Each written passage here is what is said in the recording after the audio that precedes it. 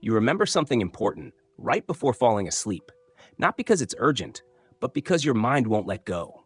You were fine all day, but the moment everything gets quiet, your brain starts talking.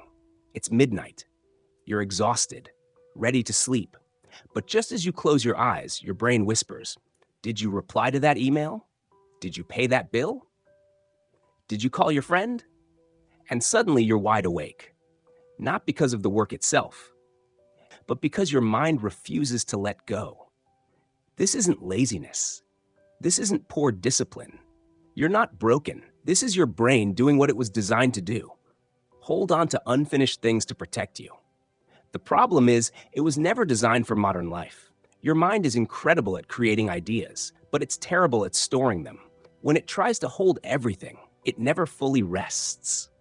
That constant background tension, that quiet anxiety you feel, that's not a motivation problem. It's an open loop problem. There's a system built around this exact insight, not to make you hustle harder, not to turn you into a productivity machine, but to help your mind finally relax. It comes from the work of David Allen in his book, Getting Things Done.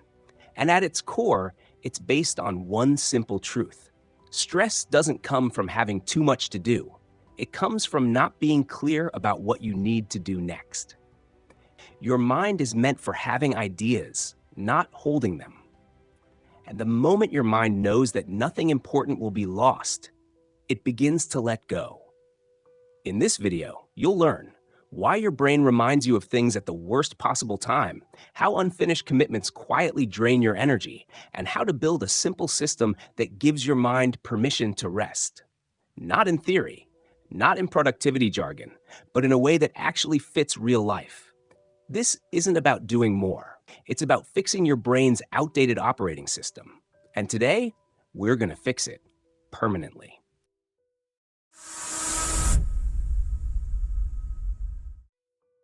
Stage 1, a new practice for a new reality. To understand why your mind feels constantly busy, we have to start with reality, not with productivity, not with discipline, but with the mismatch between your brain and modern life. Your brain was never designed for this. It evolved to track a handful of things: danger, food, relationships, survival. But today, it's expected to hold on to emails, deadlines, bills, side projects, messages, ideas, and goals, most of which never fully end.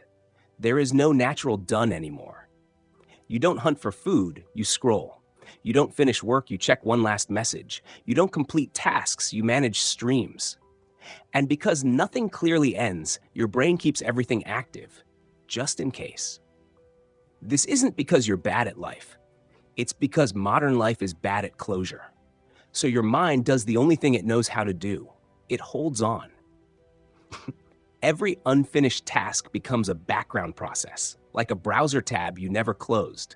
One tab doesn't slow you down, but 20, 30? That's when everything feels heavy, even when you're not doing much.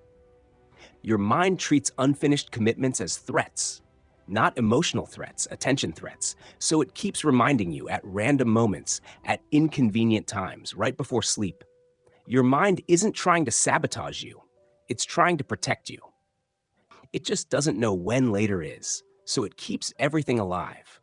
Why thinking harder makes it worse? This is why trying to remember never works. The more you tell yourself, "I'll remember later," the more your mind interrupts you. Because to your brain, unclear equals unfinished. Think about it. What's the one thing your mind keeps bringing up, even when you're busy with something else? That's not random. That's your brain asking for clarity. Most people think productivity is about doing more. But the deeper truth is this: productivity begins the moment your mind knows it doesn't have to remember everything. And here's the catch. If clarity is the key, then what exactly is keeping us stuck? Why does the mind refuse to let go, even when we want it to? Stage 2, the hidden source of stress. Let's talk about what your mind has been doing this whole time, because once you see it clearly, you can't unsee it. What an open loop really is. An open loop is any commitment you've made that hasn't been clearly finished. Not just work. Anything that creates the feeling of, "I should do something about this." It could be an email you haven't replied to, a bill you meant to pay, a conversation you keep postponing, a goal you never defined. Even the unfinished movie series, a vague thought like, I should really get my life together. Your mind treats every open loop as unfinished business, and unfinished business demands attention. So it keeps checking in, not because it wants to annoy you, but because it doesn't know when it's safe to stop. Think about an email you haven't replied to. Even if it takes 2 minutes, it can sit in your mind for days. It pops up while you're eating, while you're studying, while you're trying to sleep. Not because it's hard, but because it's undefined. This is why stress feels constant, not intense, just always there. Because open loops don't shout, they whisper. This is also why staying busy doesn't fix stress. You can cross 10 things off your list and still feel uneasy, because one unclear commitment can weigh more than 10 completed ones. Your mind doesn't care how much you've done. It cares about what's still unresolved. Most people respond to this by trying harder, more motivation, more pressure, more willpower. But pressure doesn't close loops. Clarity does. So let me ask you, if you could wave a magic wand and resolve just one thing in your life right now, what would it be? That's not random. That's the loudest open loop in your system. Here's the shift that changes everything. Stress isn't caused by having too much to do. It's caused by not deciding what done actually looks like. And that's why most productivity advice fails. Because the answer isn't to force yourself to do more. The answer is to build a system your mind can finally trust. A system that begins with one simple act, getting things out of your head. Stage 3, capture. The moment your mind starts to relax. Here's the part most people skip, not because it's complicated, but because it feels too simple. If stress comes from your mind trying to remember everything, then the first step isn't doing more. It's stopping your mind from holding on. This is where real productivity begins. What capture really means. Anything that has your attention gets written down, not organized, not prioritized, not judged, just captured out of your head into something you trust. This isn't about making a better to-do list, and it's not about planning your whole life. It's about one thing, giving your mind proof that it doesn't have to remember anymore. Your brain keeps reminding you of things for one reason. It's afraid they'll be lost. So, the moment you show it a safe place, a notebook, a notes app, even a scrap of paper, it relaxes. Not because the task is done, but because it's contained. Think about these moments. A random idea hits you while showering. You remember a message you need to send. You think, I should really fix that someday. Most people do nothing, so the mind keeps repeating it. But the moment you write it down, the loop loosens. Most people think clarity comes from thinking. It doesn't. It comes from externalizing. The brain dump moment. This is why the first practical exercise is simple. Take 10 to 15 minutes. Write down everything that's on your mind. Tasks, worries, ideas, loose thoughts, unfinished conversations, even things you don't want to do, especially those. Something strange happens when you do this. Your shoulders drop, your breathing changes, not because your life is suddenly organized, but because your mind feels heard. How much mental energy is being used right now just to remember? What would that energy feel like if it was finally freed? Here's where people go wrong. They capture, but they don't trust the system, so they keep holding the thought and writing it down. That doesn't work. The goal is full release. Once it's captured, you let go. This is the moment your mind starts to believe, I don't have to remind you anymore. And that belief changes everything. But capturing is only the beginning, because once everything is out of your head, a new question appears. What exactly is all this stuff? And what are you actually supposed to do about it? Stage 4, clarify why unclear tasks drain your energy. Once everything is out of your head, something interesting happens. You don't feel relieved. You feel overwhelmed, because now you can see everything your mind was carrying alone. This is where many people stop. They write things down, but nothing really changes. Because writing something down doesn't tell your brain what it means. Your mind still doesn't know what to do with it, so it keeps the loop open. Clarify means answering one simple question. Is this actionable? If the answer is no, you decide what it really is. Reference, trash, or something to revisit later.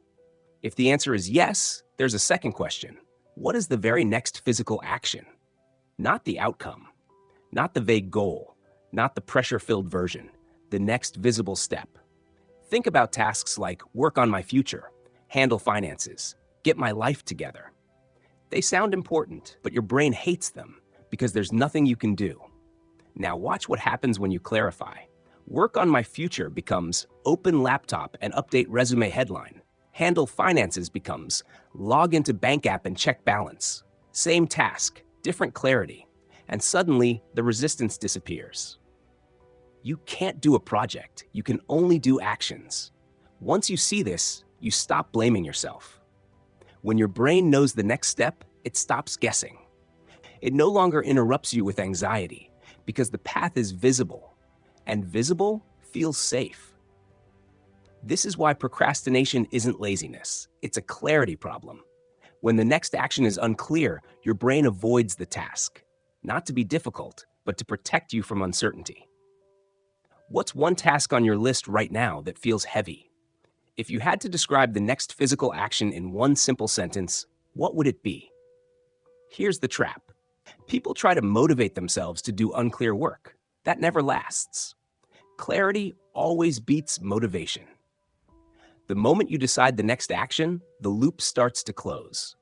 Not because the work is finished, but because your mind knows exactly what comes next. Now that you know what everything is, there's one more thing your brain needs. It needs to know where things belong, because clarity without structure still creates friction. And that's what we'll build next, when we talk about organizing your commitments in a way your mind can trust. Stage 5, organize, where calm comes from structure. Once you've captured everything and clarified what each thing actually means, there's still a quiet question your mind keeps asking. Okay, but where does all of this go? Why organization is psychological, not neatness. Most people think organizing is about being tidy. Folders, colors, perfect systems. It's not. Organization is about one thing only: giving your mind confidence that nothing important is floating around aimlessly. Your brain doesn't need beauty. It needs certainty. It wants to know, is this something I need to do? Is it waiting on someone else? Is it something I might do later? Or is it already handled? When those answers are clear, your mind stops checking in. There are only a few places things need to live. 1, next actions, things you can actually do. 2, projects, anything with more than one step. 3, waiting for, things you're expecting from others. 4, someday maybe, ideas without pressure. 5, reference, information, not action. That's it. No complex categories, no overthinking. Imagine you're waiting for someone to reply to a message. If it's nowhere specific, your mind keeps reminding you. Did they reply? Should I follow up? Don't forget, but the moment it lives in a clear waiting for list, your mind relaxes, not because the reply came, but because the responsibility is parked. That your brain doesn't want to remember. It wants to recognize where things are stored. This is another place people get stuck. They write down big outcomes and wonder why nothing moves. But anything that takes more than one step is a project, whether you call it that or not. Apply for college, start a YouTube channel, fix my health.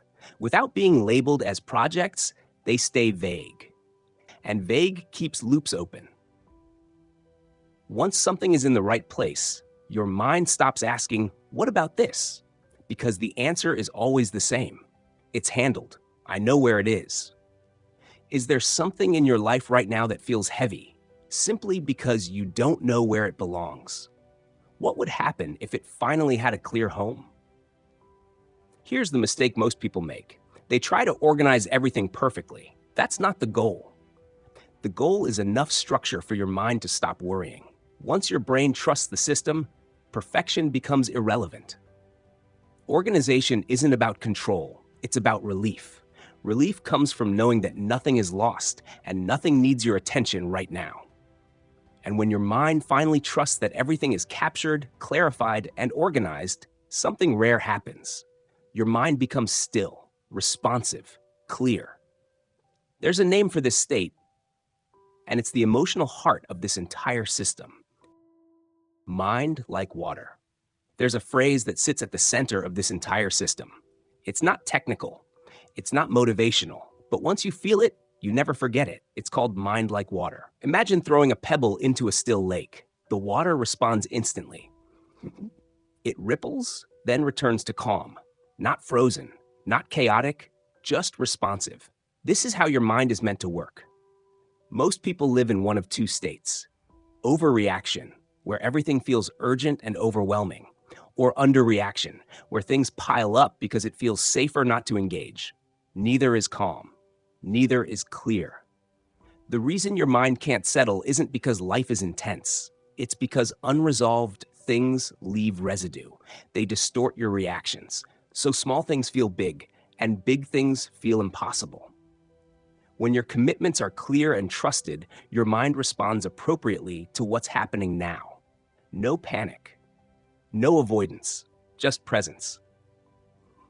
Think about replying to a message when you know everything else is handled. You respond calmly. Now imagine replying to that same message when your mind is cluttered. You hesitate, overthink, delay. Same task, different mental state. When your mind is clear, you don't need willpower.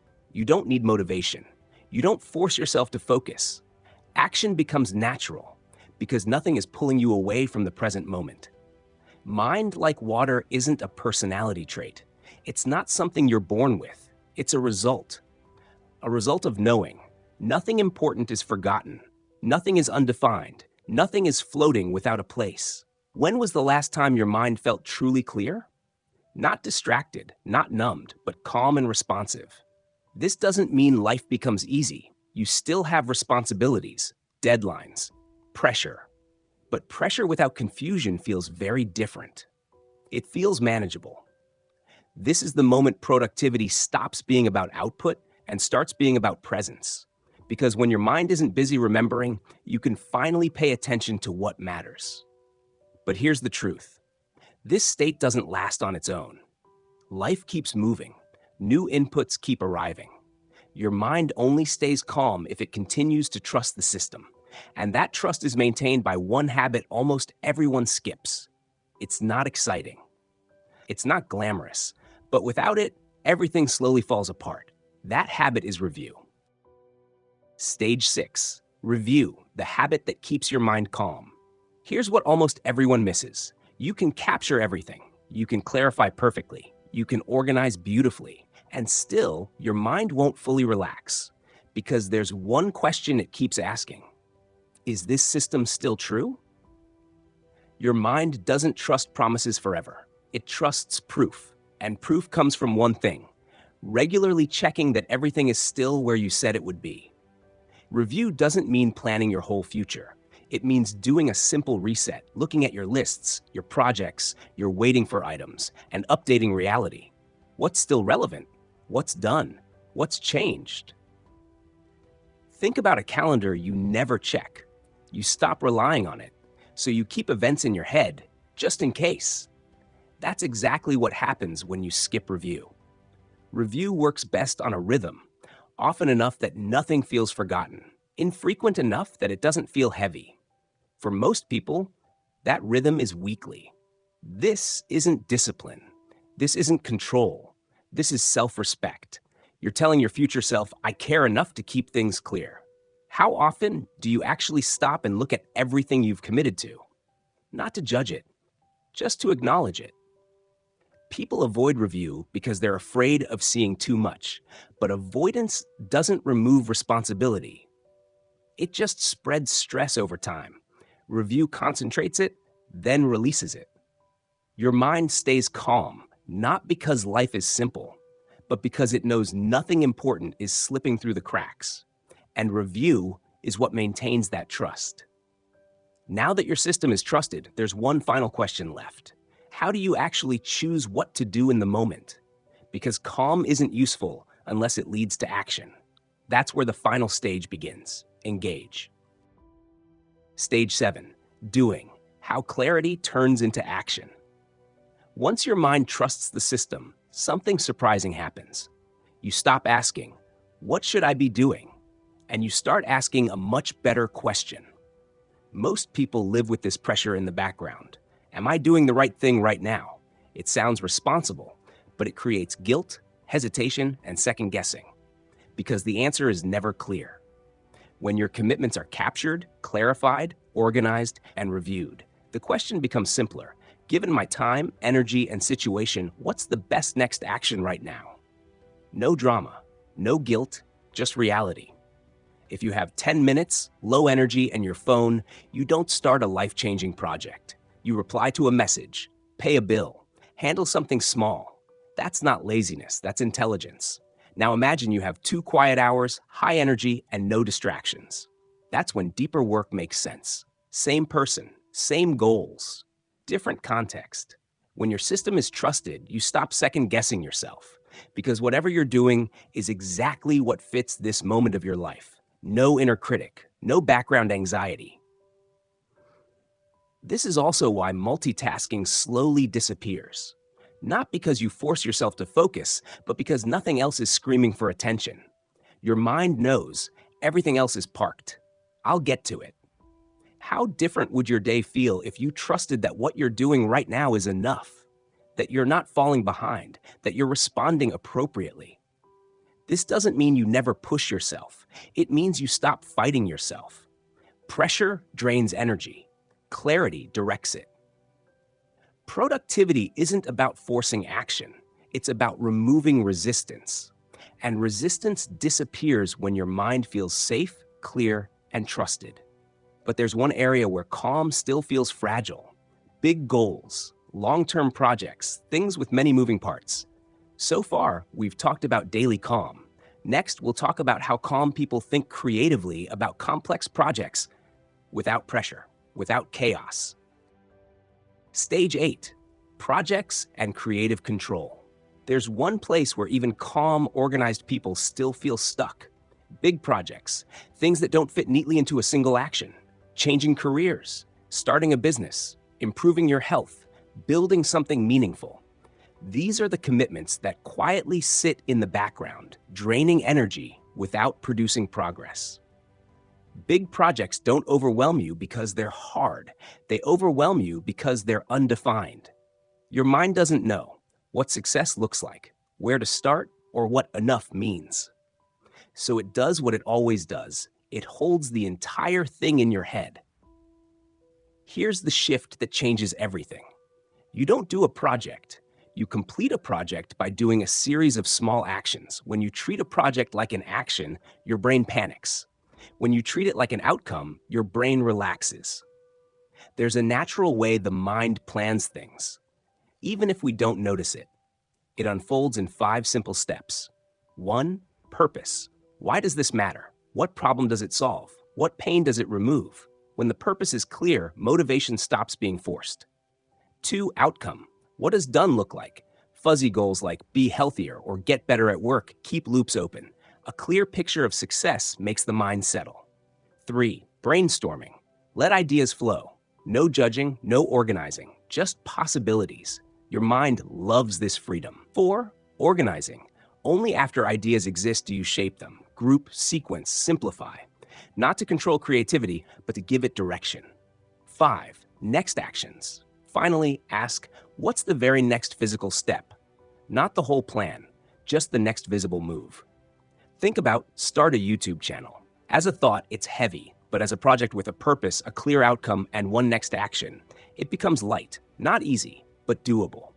What's the one big thing in your life you keep thinking about, but never clearly planning? What would happen if you stopped holding the whole thing in your head and just defined the next step? Big goals don't overwhelm you because they're big. They overwhelm you because they're unclear. Clarity doesn't shrink ambition. It gives ambition a place to stand. At this point, something subtle has shifted. You're no longer reacting to life. You're responding. And that response is built on a few quiet principles. Habits of thinking that change how your mind relates to commitments. That's where we go next. The deeper principles that make this system last. Stage 9. The power principles. By now, something important has happened. You're not just learning a system, you're starting to see your own mind differently. Because beneath all the lists and steps, this approach is built on a few quiet principles. Principles that change how stress works. Principle 1. The power of the collection habit. When you capture everything consistently, your mind learns something new. It learns that it doesn't have to interrupt you to be heard. Every time you write something down instead of holding it, you're training your brain to let go faster next time. At first, capture feels intentional. Later, it becomes instinct. You don't think, should I write this down? You just do. And the result is subtle but powerful. Fewer intrusive thoughts, less background anxiety, more mental space. Principle 2. The power of the next action decision.